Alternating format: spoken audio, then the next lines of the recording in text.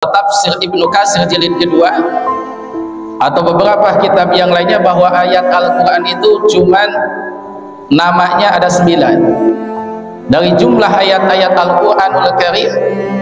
Di antaranya sebagaimana rujukan tafsir Ibnu Katsir jilid kedua ada 6.666 ayat. Itu jumlah ayat Al-Quran.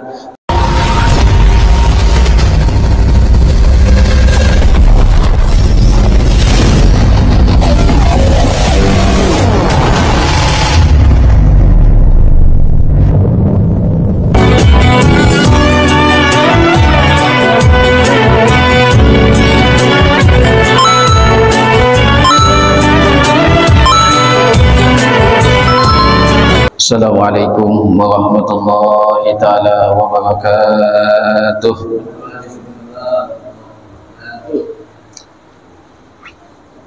A'udzu billahi minasyaitonir rajim. Bismillahirrahmanirrahim.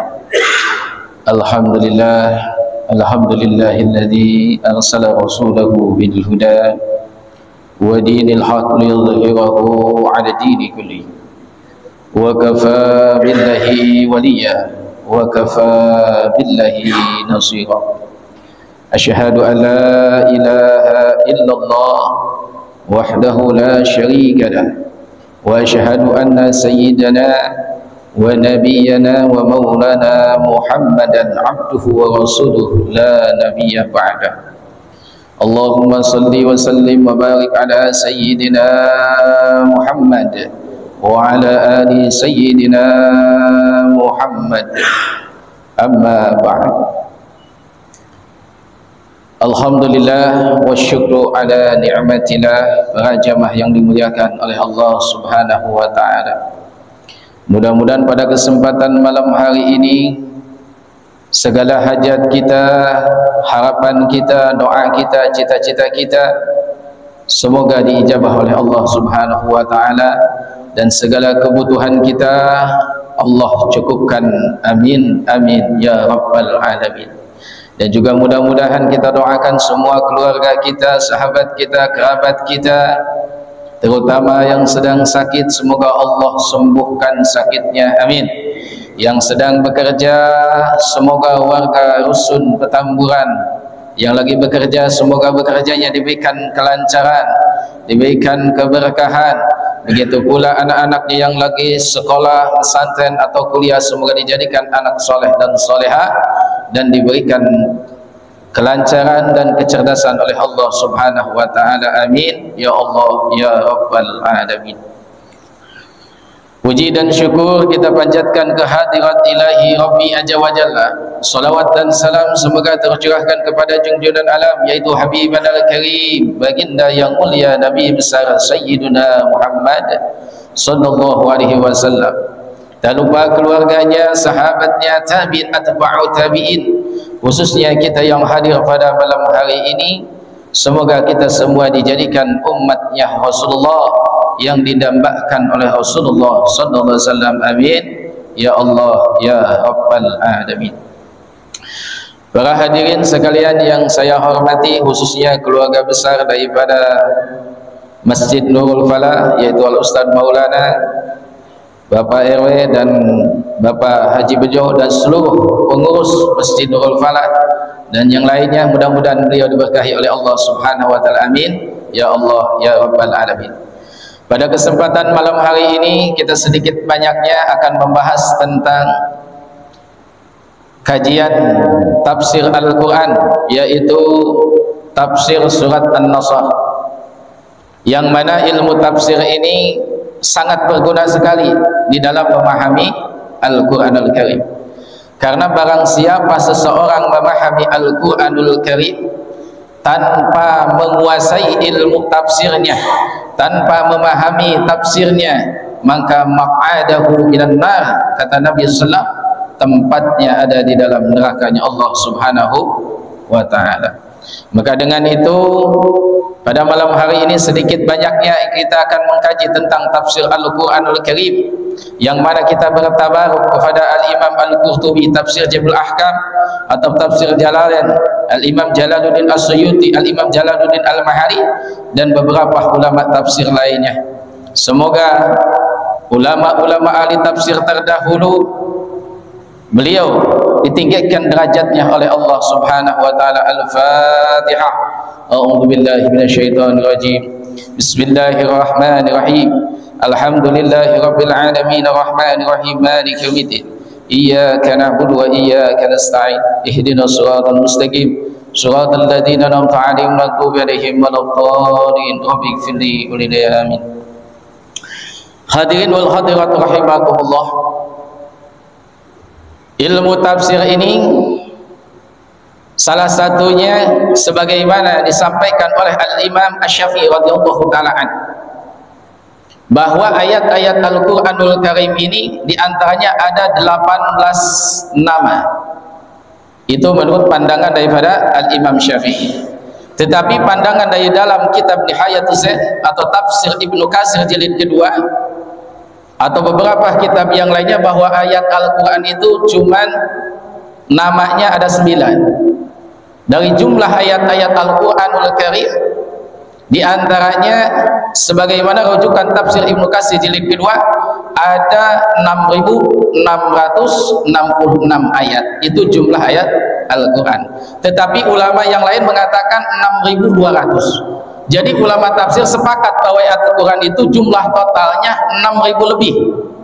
Tetapi yang lebihnya ini diikhtilafkan, termasuk masalah nama-namanya. Di antaranya ayat Al-Quran yang 6.666 dibagi menjadi 9 ayat. Yang mana yang pertama adalah 1000 ayat tentang wa'dun.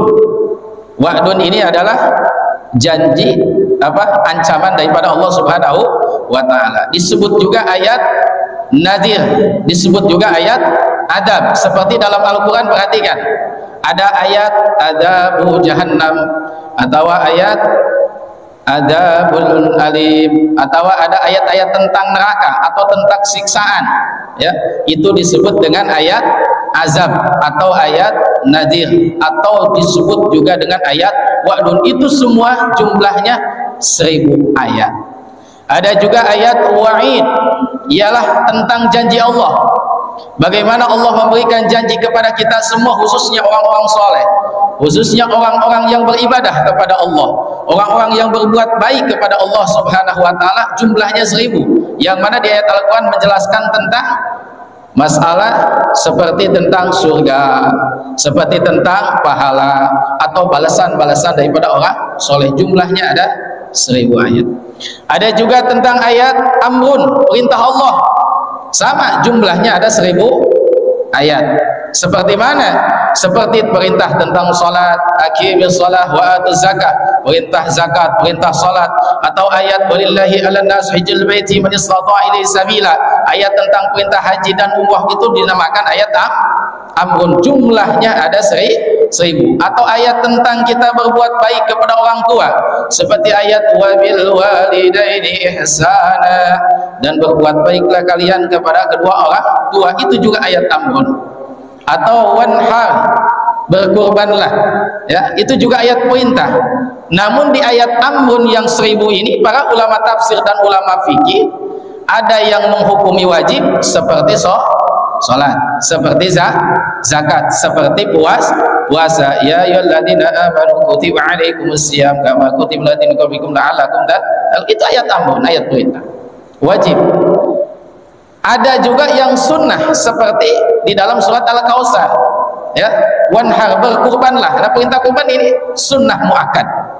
Ada juga ayat amrun ini yang hukumnya wenang, boleh, seperti ayat wakulu washrabu, dan makanlah kalian semua dan minumlah. Makan dan minum, ulama tafsir dan ulama fikih memberikan hukum adalah wenang atau boleh. Terus ayat amrun selain daripada ada yang wenang, ada yang wajib, ada yang sunnah. Selanjutnya ayat Al-Quran 1000 ayat itu tentang nahyun, larangan Allah Subhanahu wa ta'ala, yang mana larangan ini mencakup semua larangan Allah. Seperti ayat wala taqrabuz zina, jangan mendekati zina atau jangan melaksanakan perbuatan zina. Itu juga ayat larangan, jumlahnya ada 1000 ayat. Larangan kita melaksanakan hal-hal kemunkaran atau kemaksiatan, jumlahnya ada 1000 ayat. Selain daripada ayat nahyun, ada ayat kisah. Ayat kisah ini jumlahnya 1000 ayat, seperti kisah para nabi, Nabi Yusuf, Nabi Adam, Nabi Muhammad, para nabi-nabi yang lainnya, Nabi Musa, Nabi Musa, semua 25 nabi hampir tercatat semua dalam Al-Quran. Itu disebut dengan kisah, termasuk Siti Maryam juga dibuat di sana. Ada juga ayat Amsal. Ayat Amsal ini contoh-contoh perumpamaan, jumlahnya 1000 ayat. Total semuanya menjadi 6000 ayat, ditambah dengan ayat halal dan haram, seperti ayat tentang menjelaskan tentang jual beli dan riba. Wa halallahu al-bai'a wa harama riba. Nah, itu ayat halal haram, jumlahnya ada 500 ayat. Ada juga ayat nasih. Ayat nasih ini adalah ayat yang disalin. Ayat nasih dan mansuh jumlahnya ada 100 ayat. Sebagaimana dalam tafsir Jalan dijelaskan, ayat nasih dan mansuh dibagi menjadi 3. Ada yang dihapus lafaz dan hukumnya, ada yang dihapus hukumnya doang, ada yang dihapus lafaznya doang.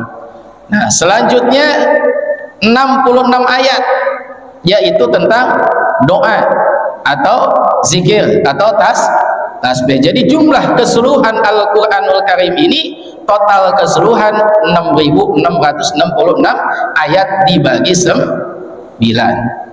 Nah, termasuk ayat kisah tadi, termasuk surat Idza Jaa Nasrullahi wal Fath, tentang masalah Fatu Mekah.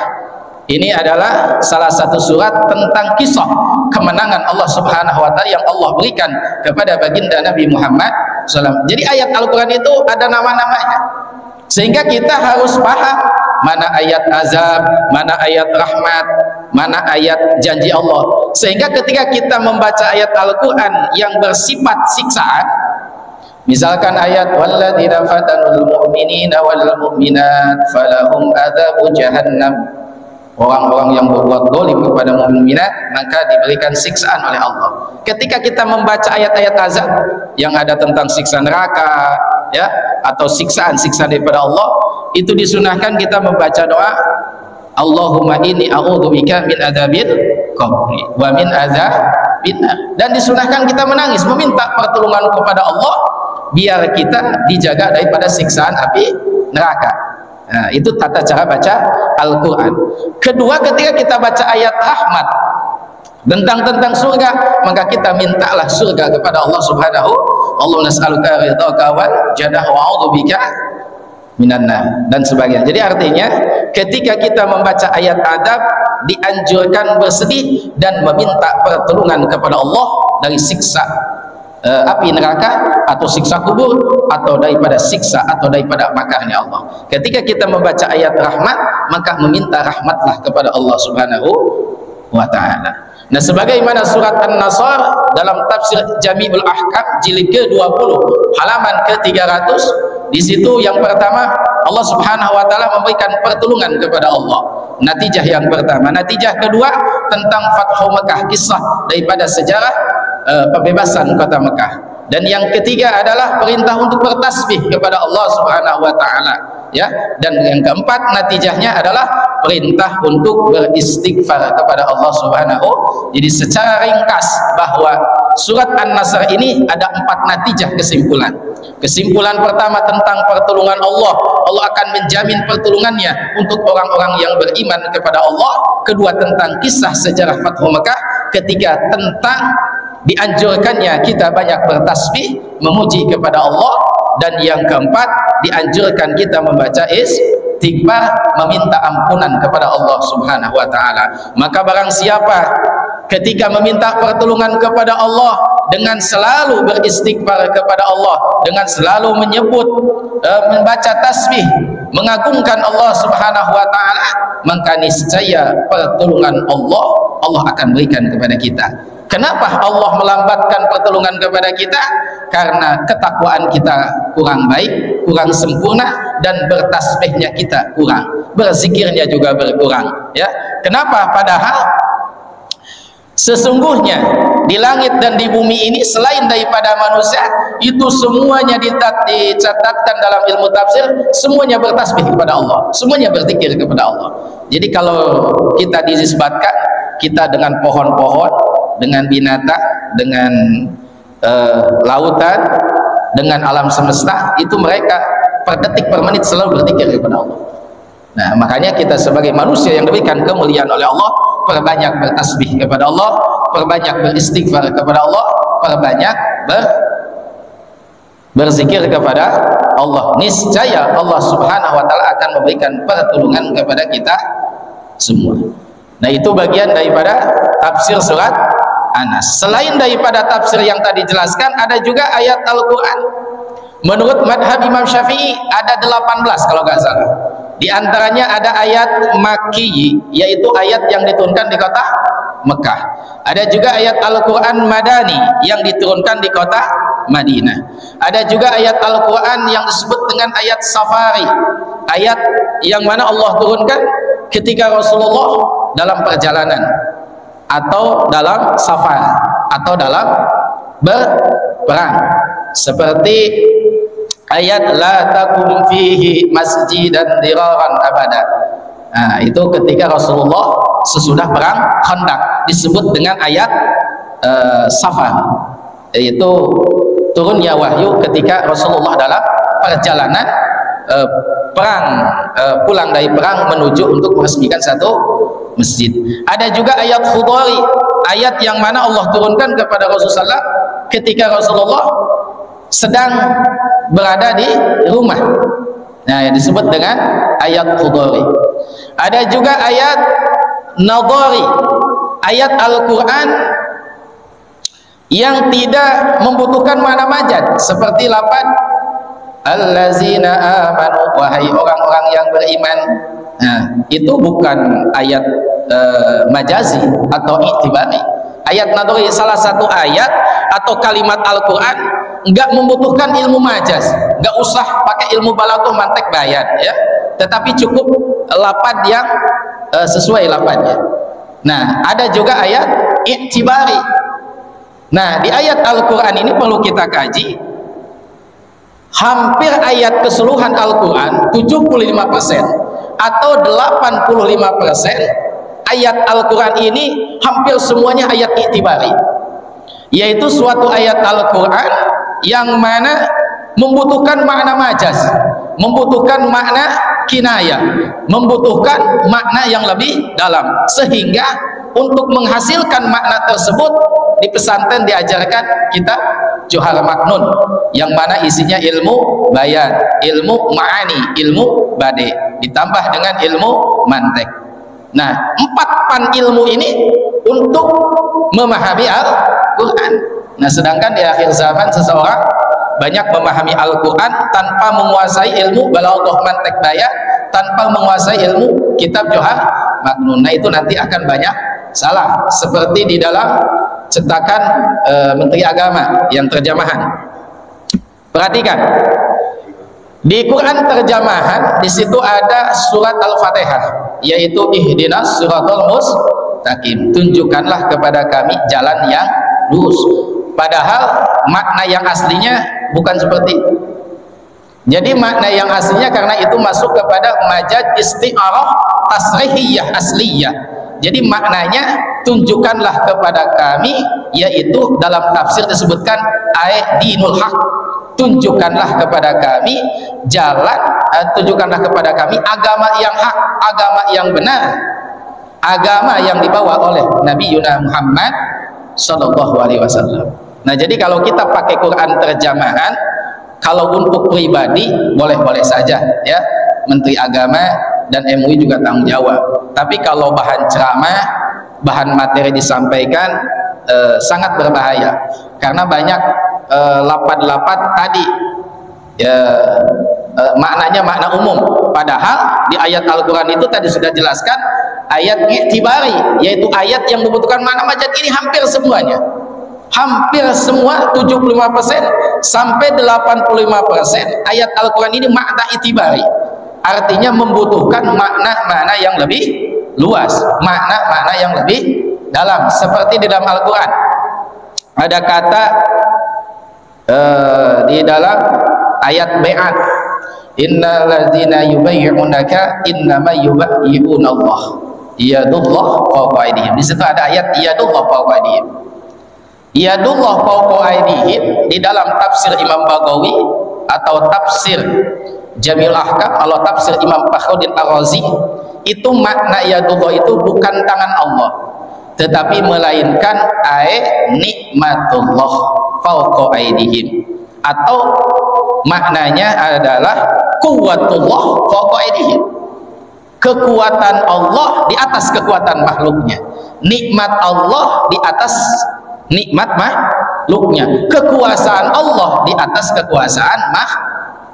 Jadi yadullah ini bukan tangan Allah, maknanya adalah nikmatullah atau quwwatullah atau qudratullah. Itu disebut dengan ayat itibari. Maka kalau kita enggak ngaji tafsir, enggak ngaji ilmu balaghah dan hikmah, memahami Al-Qur'an itu sangat berbahaya, sehingga diancam oleh Nabi maqadahu finannar. Barang siapa menafsirkan Al-Qur'an, memahami Al-Qur'an, apalagi sampai disampaikan kepada umat, ya, itu ancamannya neraka jahanam. Naudzubillahi min, bahkan bisa sesat menyesatkan.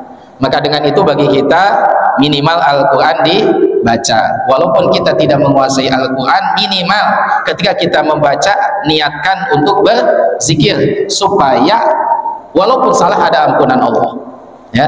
Nah, ketika kita sering membaca, bacalah Quran berjamaah untuk pribadi.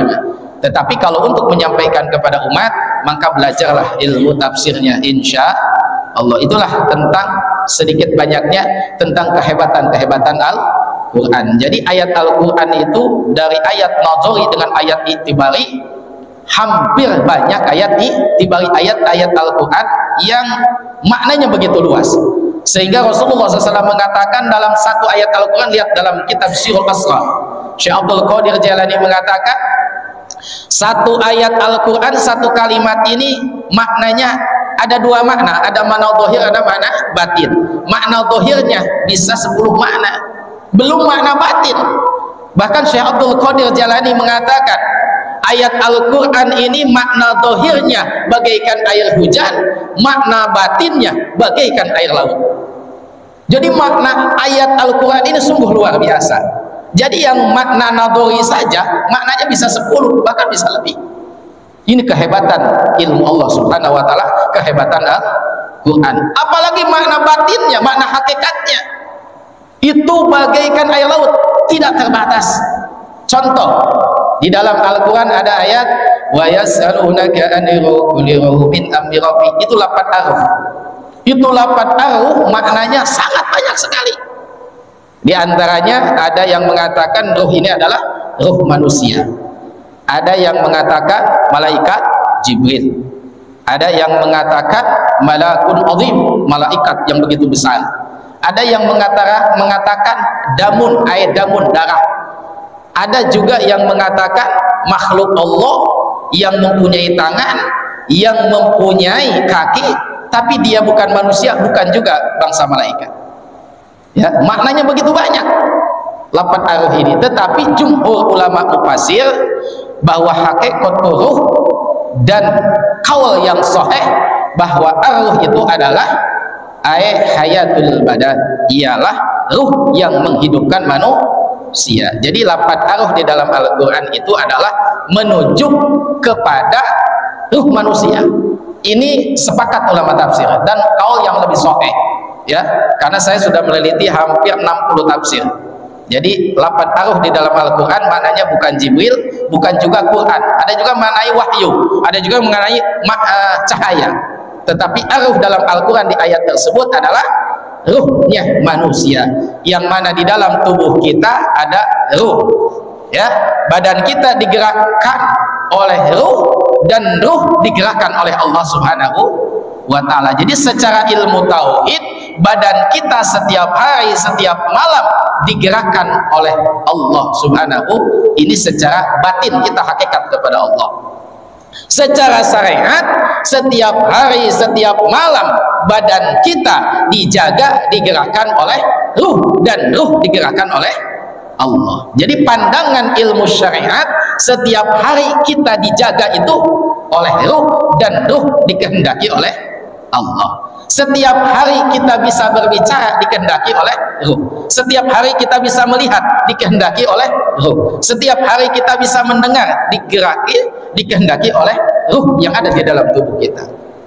Dan hakikatnya daripada Allah. Jadi secara garis besar bahwa secara ilmu tauhid, secara ilmu batin wajib diyakini bahwa yang menggerakkan lisan kita, menggerakkan mata kita, menggerakkan telinga kita, hakikatnya adalah Allah.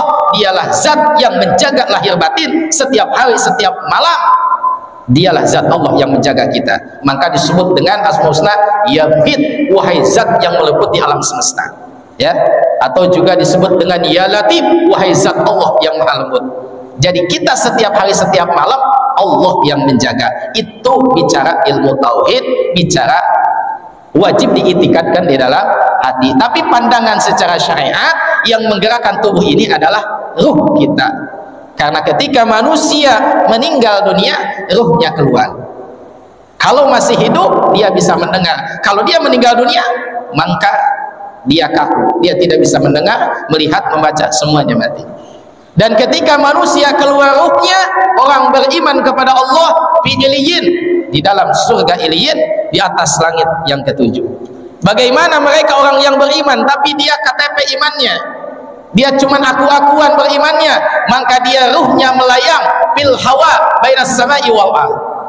Dia ada di alam semesta antara langit dan bumi. Jadi arwah-arwah mereka yang beriman dan Islam KTP, tidak mau sholat, tidak mau ngaji, tidak mau bersedekah, tidak mau melaksanakan perintah Allah, maka arwahnya melayang. Maka wali-wali Allah yang kasyafnya dibuka, dia bisa melihat arwah-arwah manusia meninggal dunia itu berkelayangan. Dan seandainya bapak-bapak dibukakan hijab oleh Allah, dosanya dibersihkan, kita bisa melihat setiap hari, setiap malam mereka berkelayangan. Arwah-arwah orang tua kita, keluarga kita, sahabat kita, kalau dia tidak mendapat surga daripada Allah, maka ruhnya melayang, ya. Dia bukan di langit, bukan di bumi, fil hawa, di atas sana. Tapi orang-orang yang kafir, yang tidak mengenal Allah, itu pisijin di neraka sijin. Neraka sijin ini adalah 7 lapis bumi di bawah.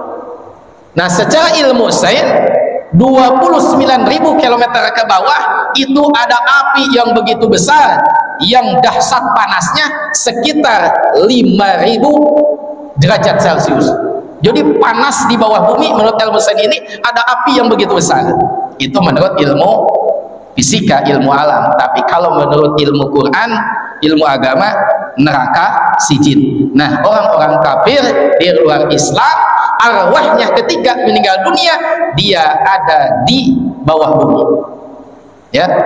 Nah, jadi itu masalah perbedaan tempat ruhnya orang-orang beriman dan orang-orang yang non muslim. Mudah-mudahan arwah kita semua nanti ketika meninggal dunia, kita ada di Iliyin bersama ruhnya para nabi, para rasul, dan orang-orang soleh. Amin ya Allah ya Rabbal alamin. Dan mudah-mudahan pada malam hari ini Allah Subhanahu wa ta'ala berikan taufik dan hidayah kepada kita, kita bisa mencintai Al-Quran, memahami Al-Quran, memahami tafsir Al-Quran, dan kita dijadikan orang-orang yang selalu mencintai ilmunya Allah Subhanahu wa ta'ala. Amin ya Rabbal alamin. Dan kelak kita di akhirat, semoga kita bisa dikumpulkan kali bersama Sayyiduna Muhammad sallallahu alaihi wasallam. Amin ya Allah ya Rabbal alamin. Cukup sekian yang kami sampaikan, kurang lebihnya mohon maaf lahir dan batin. Wassalamualaikum warahmatullahi wabarakatuh.